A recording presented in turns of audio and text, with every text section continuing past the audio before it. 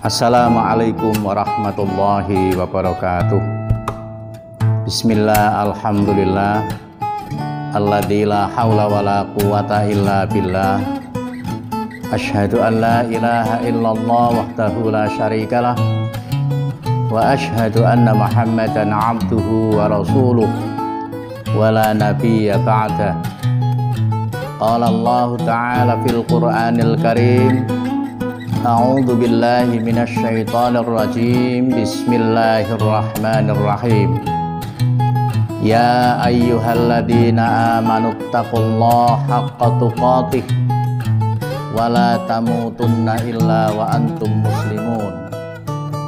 Ya ayyuhalladzina amanu kutiba alaikumus syiyam kama kutiba alal ladzina min qablikum la'allakum tattaqun.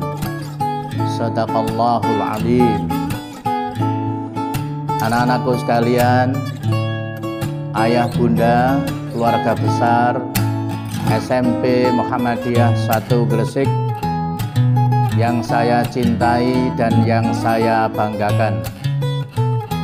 Pertama-tama marilah kita bersyukur kepada Allah bahwa pada masa pandemi ini Allah masih memberikan nikmat kepada kita, rahmat kepada kita, dengan dibuktikannya kita masih diberi kesehatan dan masih diberi kemudahan untuk menjalankan hal-hal yang baik, apa itu kepada Allah Subhanahu wa Ta'ala maupun kepada sesama umat manusia.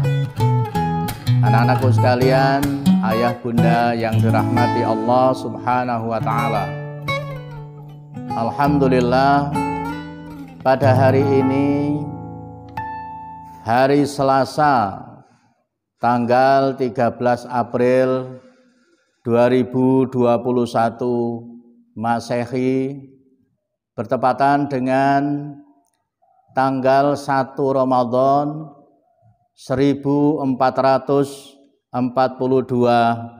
Hijriah. Bertepatan dengan ini, kita semua sebagai umat Islam yang beriman kepada Allah dipanggil oleh Allah untuk menjalankan ibadah puasa atau ibadah shaim. Di dalam ayat yang saya baca di dalam muqaddimah tadi, yang ada dua, itu saling terkait sebenarnya. Yang pertama, ya ayyuhalladzina amanuttaqullaha haqqa tuqatih wa la tamutunna illa wa antum muslimun. Wahai orang-orang yang bertakwa, ittaqullah, bertakwalah kamu kepada Allah, dan janganlah kamu mati kecuali masih dalam keadaan Islam. Ayat yang kedua, ya ayyuhalladzina amanu kutiba alaikumus syiyam kama kutiba alal ladzina min qablikum la'allakum tattaqun. Wahai orang-orang yang beriman, diwajibkan kepada kamu untuk berpuasa sebagaimana Allah telah mewajibkan kepada orang-orang sebelum kamu, agar supaya kamu menjadi orang-orang yang bertakwa. Anak-anakku sekalian, ayah bunda yang dirahmati Allah Subhanahu wa Ta'ala, maka dalam kesempatan ini perkenankan kami akan menyampaikan beberapa poin yang kami anggap penting sebagai tarhibur Ramadan. Selamat datang Ramadan pada tahun 1442 Hijriah. Yang pertama, Ramadan ini adalah bulan yang mulia dan dimuliakan Allah.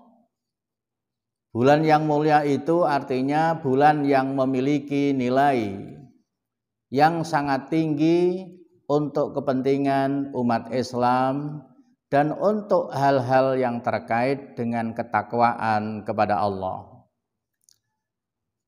Dan bulan Ramadan ini adalah merupakan bulan yang dimuliakan. Artinya karena pada bulan ini Allah menurunkan Al-Qur'anul Karim. Sebagaimana firman Allah, Syahrul Ramadan alladzi unzila fihil Qur'an hudal linnasi wa bayyinatim minal huda wal furqan. Pada bulan Ramadan Allah menurunkan Al-Qur'an. Dan Al-Qur'an itu adalah merupakan petunjuk bagi umat manusia dan menjelaskan tentang tata cara dan nilai-nilai yang terkait dengan ajaran Islam sehingga umat Islam memiliki pemahaman yang utuh, yang benar dan murni. Anak-anakku sekalian, ayah bunda yang dirahmati Allah, yang menunjukkan Ramadan sebagai bulan yang dimuliakan adalah karena di dalam bulan ini setiap amal yang dilakukan dengan keikhlasan, maka Allah memberikan pahala berlipat ganda. Jadi kalau di hari-hari biasa, ketika kita melakukan amalan yang soleh, Allah akan memberikan pahala 1 kali. Tapi kalau dalam bulan Ramadan ini, ketika kita melaksanakan ibadah, amalan-amalan yang soleh, Allah akan melipat gandakan 10 kali sampai 100 kali. Inilah satu kesempatan yang diberikan oleh Allah yang tentu saja tidak boleh kita sia-siakan. Anak-anakku sekalian, ayah bunda yang dirahmati Allah, berikutnya adalah kita melihat dari sisi fungsi. Bulan Ramadan ini adalah merupakan bulan tarbiyah. Artinya adalah bulan pendidikan. Pendidikan untuk apa? Tentu saja pendidikan untuk kehidupan umat Islam itu sendiri, baik secara fardhi atau secara pribadi maupun secara jama'i atau secara sosial bermasyarakat. Apa itu pendidikan yang kita peroleh dari puasa ini? Yang pertama adalah kita akan memiliki ghirah, semangat untuk melakukan muhasabah. Muhasabah itu artinya adalah evaluasi, melihat diri sendiri terlebih dulu itu adalah sangat penting daripada kita melihat orang lain. Anak-anakku sekalian, mari di dalam bulan Ramadan ini kita senantiasa melaksanakan muhasabah. Muhasabah itu adalah menilai diri sendiri, melihat diri sendiri. Apa yang kita lihat?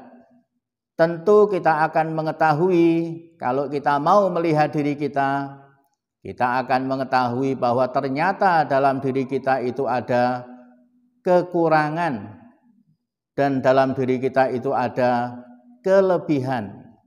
Menurut Imam Ghazali, orang-orang yang mampu melihat kekurangan diri dan melihat kelebihan diri adalah orang-orang yang sempurna, atau biasa disebut dengan insan kamil. Kenapa? Karena ketika orang melihat kekurangan dirinya saja, kekurangan diri yang dia lihat, maka orang tersebut akan mempunyai kecenderungan tidak berkuasa, kecenderungan tidak ada keberanian untuk tampil di depan umum, tidak ada keberanian untuk mengeksplor potensi-potensi yang ada pada dirinya, terutama potensi-potensi positif. Tapi kalau kita hanya melihat diri kita, sisi kelebihannya, maka kita akan cenderung memiliki sifat sombong. Sebab orang-orang sombong itu adalah hakikatnya orang yang tidak mengerti, orang yang tidak mengetahui bahwa pada dirinya itu adalah atau terdapat sisi negatif, ya, sisi positif, ada kelebihan, ada kekurangan. Orang-orang yang sombong itu adalah orang-orang yang tidak tahu bahwa dirinya itu ada sisi kekurangannya. Oleh karena itu, sangat penting bagi kita pada bulan Ramadan, pada saat kita iktikaf, kita melakukan introspeksi diri. Karena dengan introspeksi diri, kita akan menemukan kekurangan dan kelemahan kita, lalu kita bangkit untuk melakukan perbaikan diri. Ketika kita menemukan kelebihan dan kebaikan potensi pada diri kita, kita juga akan bangkit memanfaatkan potensi itu untuk kemanfaatan, kemaslahatan orang-orang yang ada di sekitar kita. Sehingga tidak ada sesuatu yang tidak bermanfaat dari apa yang kita lakukan. Terhadap kekurangan yang kita miliki, kita bangkit menyempurnakan, itu adalah merupakan amal soleh. Ketika kita mengetahui kelebihan, kemudian kita manfaatkan kelebihan itu untuk nilai-nilai yang maslahat kepada orang lain, juga amal soleh. Anak-anakku sekalian, ayah bunda yang dirahmati Allah. Berikutnya adalah tarbiyah di dalam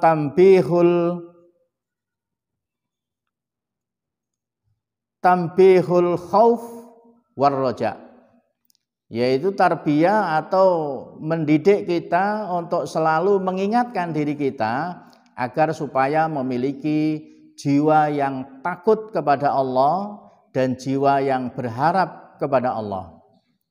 Anak-anakku sekalian, kadang-kadang dalam kehidupan kini, apa yang kita hadapi seringkali melupakan kita kepada Allah. Seringkali melupakan kita kepada Allah itu artinya seringkali kita lupa bahwa Allah telah memerintahkan sesuatu kepada kita yang harusnya kita lakukan, dan Allah telah melarang sesuatu kepada kita yang seharusnya kita tinggalkan. Tapi kadang-kadang kita lupa dengan itu. Oleh karena itu, mari dalam kesempatan ini kita ingat bahwa perintah Allah, larangan Allah, semua akan kembali kepada kita. Apa artinya? Ketika Allah memerintahkan sesuatu kepada umatnya dan kita menjalankan perintah itu adalah dalam rangka Allah ingin menjaga kesempurnaan dalam penciptaan manusia, agar supaya manusia tidak menjadi satu sosok makhluk yang lebih rendah daripada manusia. Padahal manusia adalah makhluk Allah yang diciptakan dalam kondisi yang sempurna. Begitu juga pada saat Allah melarang kita untuk meninggalkan sesuatu, dan ketika kita mencegah sesuatu terhadap hal-hal yang dilarang oleh Allah, pada dasarnya adalah kita menjaga diri kita dari sesuatu yang tercela dan sesuatu yang merendahkan harkat dan martabat diri kita. Nah, anak-anakku sekalian, kalau kita pahami perintah Allah, larangan Allah dengan tujuan yang seperti itu, insya Allah kita tidak akan lupa lagi terhadap apa yang diperintahkan dan terhadap apa yang dilarang oleh Allah, yang kesemuanya itu harus kita jaga dalam hidup dan kehidupan kita. Anak-anakku sekalian yang dirahmati Allah, berikutnya adalah di dalam bulan puasa, ulama menyatakan bahwa ibadah ini adalah ibadah qalbun, ibadah hati. Kenapa ibadah hati? Karena hanya menggunakan niat saja. Tidak ada gerakan yang harus kita lakukan, tidak ada bacaan yang harus kita ucapkan seperti sholat begitu, ada gerakan, ada bacaan, Kalau puasa ini hanya cukup niat saja. Oleh karena itu maka puasa ini disebut ibadah qalbun. Hanya orang yang berpuasa dan Allah yang mengetahui kebenaran puasa yang kita lakukan itu. Oleh karena itu kita harus mengetahui apa-apa yang membatalkan puasa dan apa-apa yang menghilangkan nilai puasa itu. Anak-anak sekalian, kalau membatalkan puasa jelas makan, minum, kemudian muntah yang disengaja dan sebagainya. Itu menghilangkan puasa. Apa artinya menghilangkan puasa? Berarti puasanya batal. Kalau puasanya batal berarti dia harus mengulang di hari lain di luar bulan Ramadan. Tapi yang kedua adalah yang menghilangkan nilai puasa. Apa anak-anak yang bisa menghilangkan nilai puasa itu? Yang bisa menghilangkan nilai puasa itu adalah segala perbuatan, segala sikap yang melanggar aturan Allah dan juga melanggar ketentuan-ketentuan Allah yang makruh itu. Jadi misalnya kita ambil satu contoh saja, hal-hal yang menghilangkan nilai puasa itu berkata-kata yang tidak ada manfaatnya. Jadi kita ngomong yang tidak bermanfaat itu tidak membatalkan puasa, tapi bisa menghilangkan nilai puasa. Kenapa? Karena melakukan sesuatu yang sia-sia. Berikutnya adalah mengejek orang lain, mencaci maki orang lain, atau biasa sering kita mendengar ucapan-ucapan meso dan sebagainya. Itu sebenarnya tidak membatalkan puasa, tetapi itu dapat menghilangkan puasa. Nah, kalau membatalkan puasa, kita boleh mengganti puasa itu di hari lain, tapi kalau menghilangkan nilai puasa, itu sama saja kita puasa, tetapi kita tidak mendapatkan pahalanya. Nah, berarti kan nilainya sangat tragis ini yang kedua ini, kita harus menjaga ucapan kita, lisan kita, pandangan kita, perbuatan kita yang mengarah kepada hal-hal yang maksiat itu akan menghilangkan nilai puasa, bukan membatalkan puasa. Jadi kita sudah paham kalau membatalkan puasa kita bisa mengganti di hari lain, tetapi kalau menghilangkan nilai puasa maka kita tidak mengganti di hari lain, tapi puasa kita tidak ada nilainya. Puasa kita di dalam pandangan Allah itu tidak bernilai. Karena itu Allah tidak perlu memberikan pahala puasa dari apa puasa yang kita lakukan semacam itu. Nah, anak-anak sekalian, ayah bunda yang dirahmati Allah Subhanahu wa taala. Nah, berikutnya adalah tentu kita harus bisa memelihara puasa ini dari nilainya, ya, yang terpenting dari nilainya. Nah, ada beberapa hal yang kita menganggap bahwa perilaku-perilaku menghadapi puasa itu yang tidak ada tuntunannya, tapi menjadi sesuatu kebiasaan di masyarakat. Kalau itu hal-hal yang baik yang dilakukan, menurut saya itu tidak masalah. Tapi kalau kemudian hal-hal yang baik itu kemudian seolah-olah dikait-kaitkan dengan syariat yang dituntunkan oleh Allah, misalnya melalui contoh Nabi Muhammad, seolah-olah, maka itu menjadi tidak baik. Apa itu misalnya? Dalam masyarakat kita sering ketika menghadapi atau menjelang Ramadan, banyak sekali kita berziarah ke kuburan-kuburan, ya, berziarah ke kuburan-kuburan. Anak-anak sekalian dan ayah bunda yang dirahmati Allah, berziarah itu dibolehkan. Berziarah itu dibolehkan. Tapi berziarah itu kalau seandainya untuk menghadapi Ramadan itu kan seolah-olah ada perintah secara syariah gitu. Padahal itu tidak ada. Silakan Anda berziarah, ya, silakan Anda berziarah. Tapi jangan kemudian hanya setahun sekali dan pada menjelang Ramadan, itu tidak perlu semacam itu. Artinya tidak perlu itu karena memang tidak ada tuntunannya. Nah, kata-kata ini jangan disalahartikan bahwa ziarah itu tetap dibolehkan. Tetapi kalau menjelang Ramadan di masyarakat kita ada istilah megengan, ya, ada istilah yang lain-lain yang terkait dengan hal itu, yang seolah-olah ada tuntunannya, ya, itu sesuatu yang termasuk pada bagian amalia yang tidak ada manfaatnya. Apalagi pada saat Ramadan ini kita masih berada pada masa pandemi, kita berkumpul-kumpul orang banyak, itu harus tetap kita jaga. Jadi sekali lagi, megengan atau ziarah di menjelang Ramadan sebenarnya bukan syar'i, tapi bukan berarti tidak boleh melaksanakan berziarah. Itu yang pertama. Yang kedua, yang lebih penting lagi, biasanya kita ini kalau dalam bulan Ramadan itu seolah-olah amalia yang baik-baik itu kita lakukan semuanya. Ya, kita lakukan semuanya mumpung dalam Ramadan, kayaknya begitu ya. Tetapi kemudian setelah Ramadan selesai, amalan-amalan yang baik itu tidak kita lakukan. Nah, inilah satu kebiasaan yang menjadikan posisi kita sebagai hamba puasa, hamba Ramadan. Jangan sampai manusia itu menjadi hamba Ramadan. Artinya apa? Hanya melakukan sesuatu perintah, meninggalkan suatu larangan di bulan Ramadan saja.